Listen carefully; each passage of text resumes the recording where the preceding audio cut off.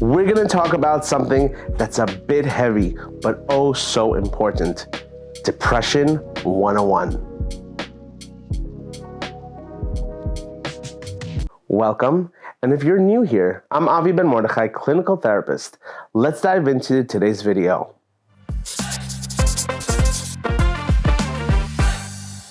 Before we begin, let's get into the nitty-gritty. Let's break it down into simple terms. Depression is like having a never-ending rain cloud hovering over your head, making everything feel gray and heavy. But don't worry, you're not alone. And there's so much you can do to make that cloud a little bit less rainy. So let's start with what's happening in your brain. You see, your brain is like a control center for your emotions. And when you're dealing with depression, it's not working at its usual best. Chemicals like serotonin and dopamine, which helps you feel happy, are in short supply. It's like your brain's pantry is running low on the good stuff. Think of it like this. Your brain is a cocktail party, and the happy chemicals are the guests. In depression, some of these guests don't show up, or they leave the party way too early. So you're left with a bit of a dull gathering. But here's the good news. There's a lot you can do to replenish those guests and brighten up the party. First things first, reach out for help.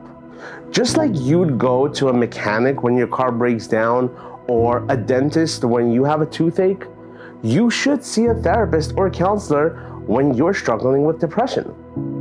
They are the experts who can help you fix what's going on upstairs in your mind. Therapy is like having a trusted pal who's also a brain expert. You can chat about your feelings, learn new coping strategies, and gradually invite those happy chemicals back to the party.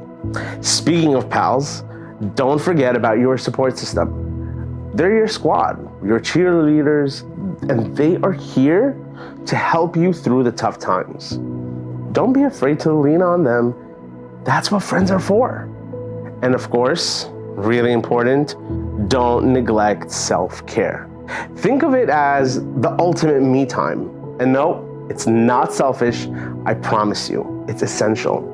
Simple things like going for a walk, petting an animal, listening to music, or reading a book can work wonders in lifting that cloud that's above us. Now, sometimes therapy and self-care might not be enough, and that's okay too. In some cases, doctors might recommend medication. Think of it as a little boost for your brain's pantry, helping it stock up on those crucial happy chemicals. Let's break down some common signs of depression. You can recognize them in yourself or in someone you care about. Here's number one. A persistent sadness, feeling overwhelmingly sad or down most of the time, even when there's no apparent reason.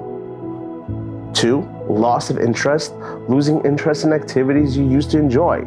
Things that once brought you joy now seem uninteresting. 3, fatigue and low energy, feeling tired all the time even after a good night's sleep. It's like your energy tank is always on empty. 4, changes in appetite, experiencing significant weight loss due to a loss of appetite or increased emotional eating. 5, sleep patterns, having trouble sleeping or sleeping way too much, feeling like your sleep patterns are out of whack. 6, difficulty concentrating, struggling to focus on tasks, hard time making decisions, or even remembering things. It's like your brain is in a fog.